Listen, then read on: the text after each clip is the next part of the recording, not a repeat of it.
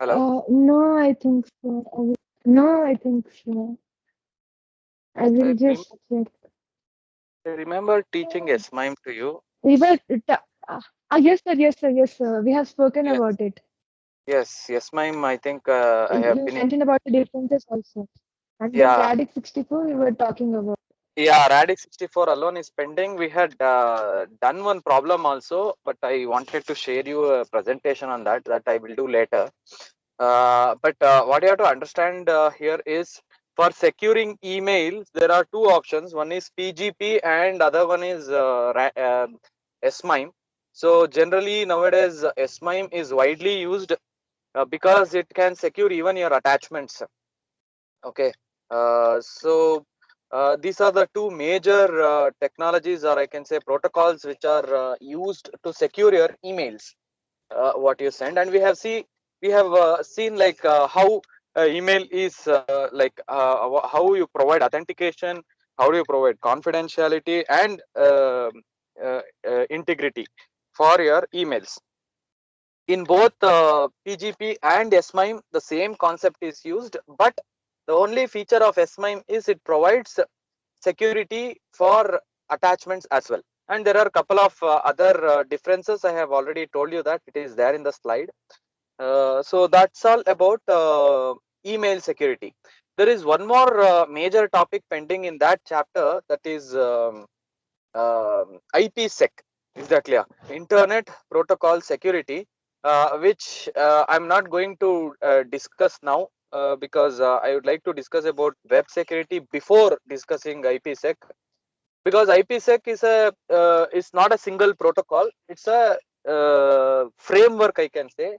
It's a framework which combines more than one or two uh, security protocols and gives a better quality of communication. Is that clear? That is called IPsec, that is Internet Protocol Security, which works in layer 3 and it moves ahead. I mean, it moves on top of the other layers.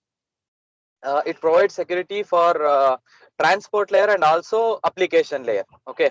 So but basically it is developed in network layer, that we will discuss later, students, in depth about IPsec, what are the different protocols that are used in IPsec, how it provides confidentiality, authentication, those things we will see later.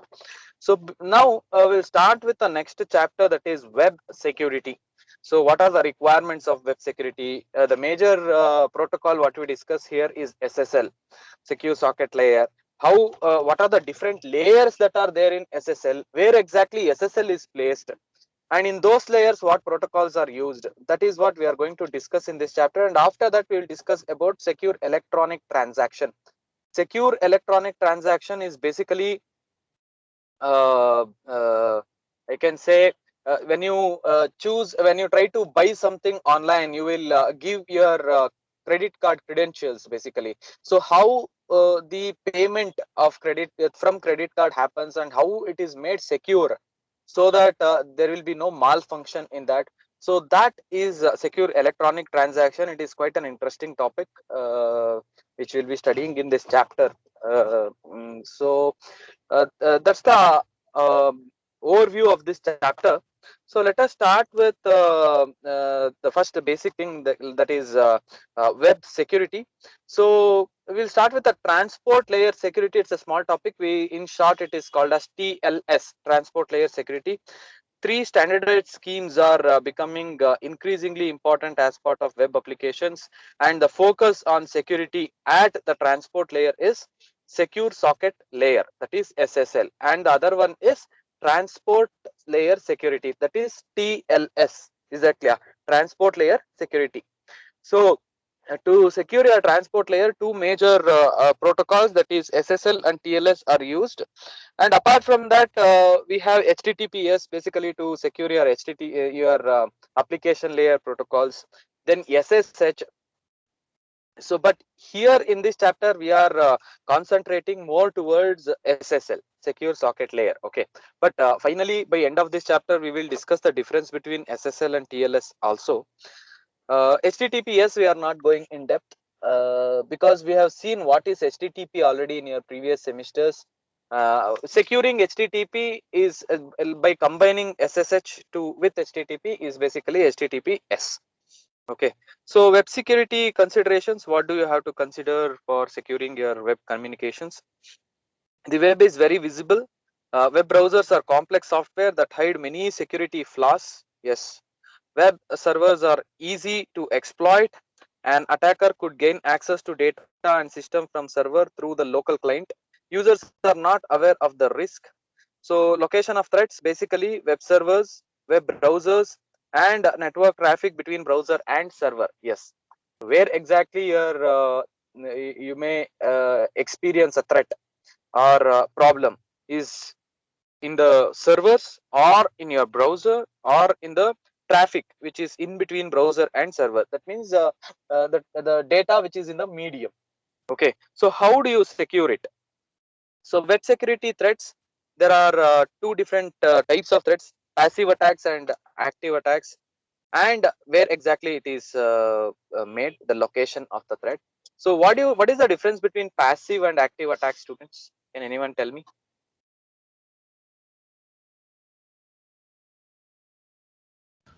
Sir, in passive attack, the person who's being attacked will not know that he's under attack. There will not, it will not be evident directly. But in active attack, it's the other way. It's directly seen. There will be modification of data or something like that in active attack. In passive attack, eavesdropping can be seen as a passive attack. Yes, you are right. Any other answers, students? Difference between passive and active attacks?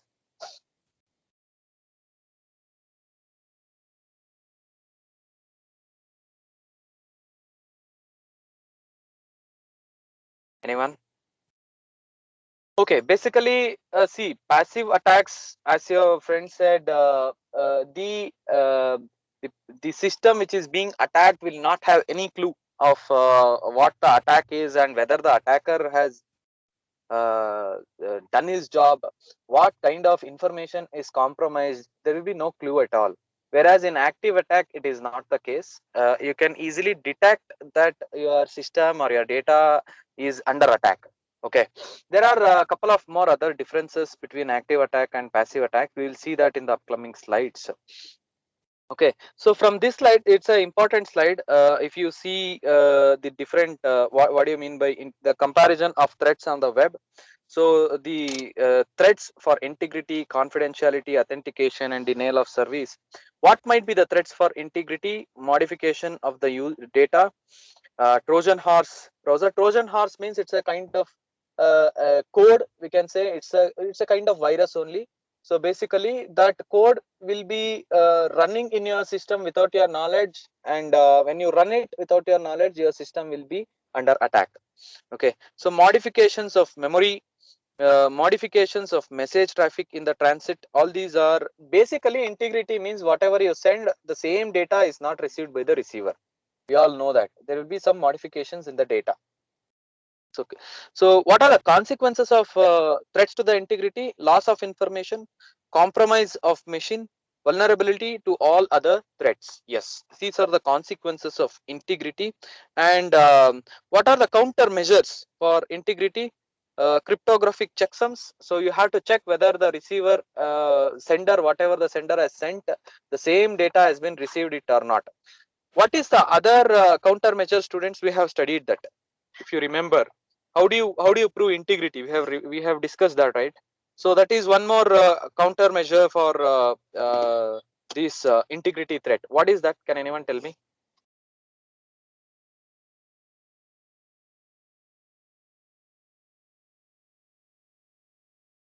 Hash code, sir.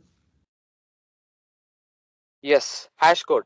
You have a data, you give the data into a hashing algorithm, take the hash code of it and encrypt the hash code and send it with actual data. Then the receiver receives the encrypted hash code and the data as it is, and the data which receiver received will be fed into a hashing algorithm, and the receiver also generates a hash code, and it has also received a hash code which is encrypted. It will decrypt the hash code and compares the newly generated hash code with the received hash code. If both are same, integrity is proved. If both are different, integrity is lost, and to which exactly which bit in your data if is compromised, that also you can check using the checksumming methods. So again, we are not going into that, like how checksumming or CRC checks will basically detect that. So, but there is an option to detect which bit is exactly compromised. Is that clear? So if time permits, we will discuss that as well. Okay, so that's about the countermeasures for integrity. Next thing is confidentiality. We know very well what is confidentiality and how to provide confidentiality for your data.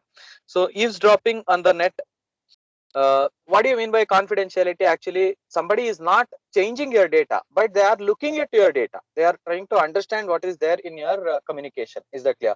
Eavesdropping is one among them, because in eavesdropping you will not, it's a passive attack, you will not get to know somebody is attacking your data, but they won't even change your data, but they will try to look into your data. The data is compromised there. Okay, so eavesdropping on the net, theft of info from server, theft of data from client, uh, uh, information about network configuration, information about which client talks to server. So all these are the threats for confidentiality. And what are the consequences of it? Loss of information, loss of privacy. Loss of privacy is very, very important consequence, a very major consequence of threats to confidentiality. And how do you address it? So by web proxies, encryption. So we know how encryption can solve the problem of confidentiality or threat to the confidentiality, but web proxies, how web proxies provide confidentiality for the data? Can anyone tell me how web proxies also supports for confidentiality? Again, web proxies will not completely support confidentiality, but to some extent it will provide confidentiality. Can anyone tell me how it is possible?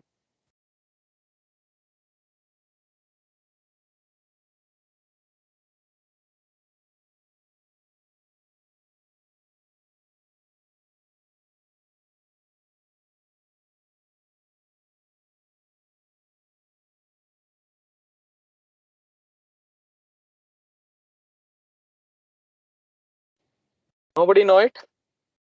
How, what So are web is proxies?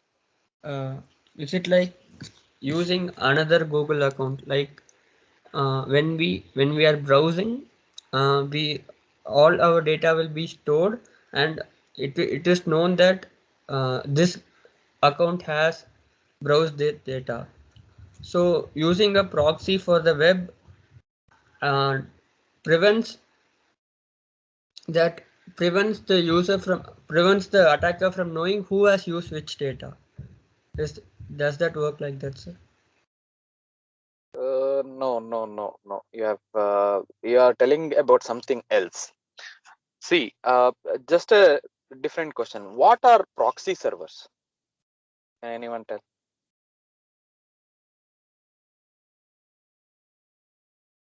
It's between the client and the server. Like it acts, it maintains the cache or something like that. So if initially the data will be checked in the client, like local level, and then it goes to proxy. And if it is not found in the proxy, then only server is approached. Okay. So where these proxy servers are placed? The client machine, the browser, sir. Is it? I don't think so.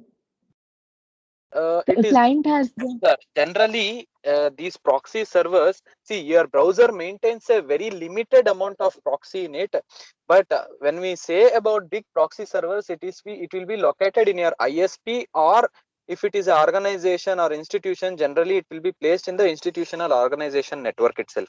Okay, in the same network, proxy servers will be placed. So generally what happens when you send a request initially, that will go to the proxy, and in proxy whether that request is the response for that request is available will be checked. If that is not there, then the request will go out of your network, it will reach the actual server, and then the actual server will give you the response. So basically what happens, the very frequently used web pages will be stored in the web proxies itself or in the proxy servers itself. So when the request goes to the proxy server first, if it already have the data, your request need not go out of the network itself. So when the request doesn't go out of your network, obviously threat for your request is very minimum, because the proxy server only giving you the response, and that proxy is already there in your network only. So threat for that is very minimum. That's why when there is no threat for your network, obviously confidentiality is somehow managed. But that's what I told you, web proxies may not provide this confidentiality or help confidentiality all the time. Is that clear? So that's about the countermeasures for encryption and web proxy. Countermeasures for confidentiality is encryption and web proxies. Next, denial of service.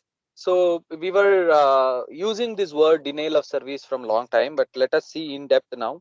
What are the threats of denial of service? Killing of user threats, flooding machine with bogus requests. Yes, lot of times this happens, like ARP flooding, MAC table flooding, IP spoofing. All these are actually denial of service attacks. Okay, so filling up a disk or memory, isolating machines by DNS attacks.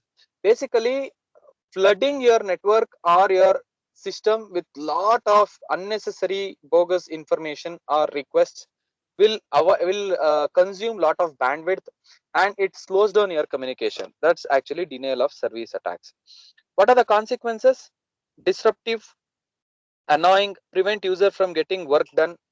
So basically it is delayed. Whatever the work you are expecting to do will be delayed to a greater extent. Okay, so that's about denial of service. So how do you prevent it, or what are the counterparts? Difficult to prevent.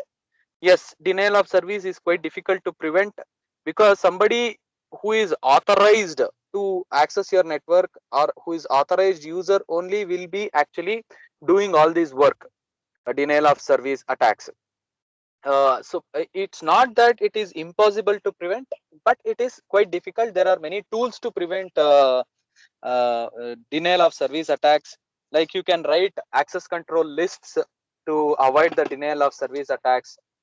You can have firewalls to slow down the denial of service attack. There are many measures, but it is quite difficult to do that. Okay, so that is about the countermeasures for denial of service attack. And finally, authentication.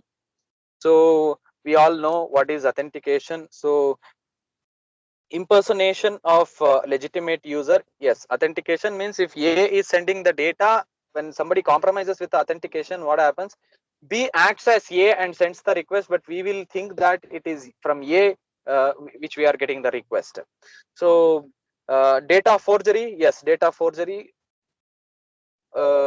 Forging is also compromising the authentication. So what are the consequences? Expecting a data from A, but we are getting it from B, data might be wrong. Okay, that is the belief that false information is valid. And how do you? What are the countermeasures for authentication? Cryptographic techniques. So, what are those cryptographic techniques, students? We have seen how to address authentication. What are the measures?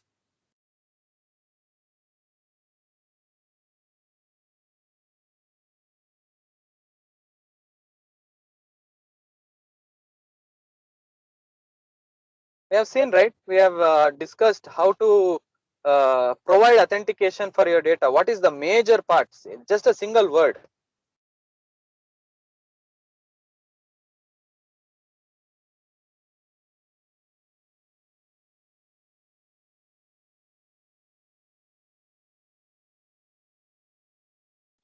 So symmetric keys and asymmetric keys. Okay, that is a key which you are using to secure authentication. But what is the technology? What is the technique there?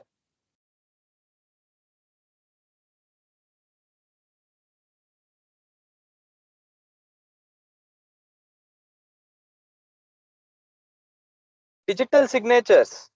We have seen what are digital signatures, right? Why do we do digital signatures, students? What do you mean by digital signature? Signing it's just a kind of certificate which somebody sends you with the actual data. Why? When somebody sends you their digital signature with the actual data, it is proof that it is from the right legitimate user, right? Do you agree with that?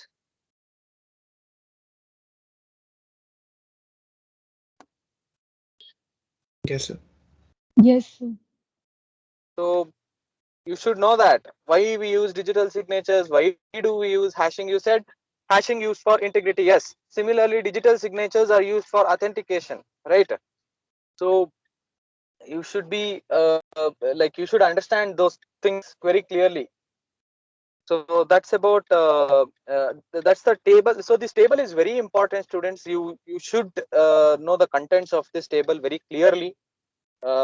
Read this table one or two times because it is very important, and lot of things can be asked, lot of questions can be asked using this table. Okay, if you know this table properly, at least 5 to 10 marks is sure for you. Okay, so that's about the uh, web security threats. So web traffic security approaches. So you can see here in the network layer, you have IP or IPsec. You can see the first diagram in the network level for securing the web traffic. You have IPsec. I told you that. So IPsec we will discuss later. So be ahead of network layer. What we have TCP in the transport layer, HTTP, FTP, SMTP in the application layer. Next, in the transport layer, what you are using, you don't have anything in the transport layer, but in between transport layer and network layer, we will be using SSL or TLS. Is that clear? That's what we are going to study in this chapter completely. SSL or TLS, secure socket layer or transport layer security. Is that clear? That's what we are using for transport layer. And next, in the application layer, what we have seen many protocols, right? We have seen PGP, pretty good privacy. We have seen SMIME, both we have discussed, and we haven't discussed SET, secure electronics transaction, but we will be doing that in this chapter. We have seen Kerberos for authentication. All these are the application level security. Transport layer security is SSL or TLS, which we are going to study in this chapter. Set is one more which provides security in the application layer, which we will study again in this chapter. And in the network layer, it is IPsec. We are going to study it in the next chapter. So similar in these services they provide and in the mechanisms they use. Yeah, the services is similar and the mechanism is also similar, but works in different layers. So differ with respect to the scope of applicability and their relative location within the TCP/IP protocol stack. So this slide is also very important, students. You should know this slide properly. In which layer you are using which kind of security, very important.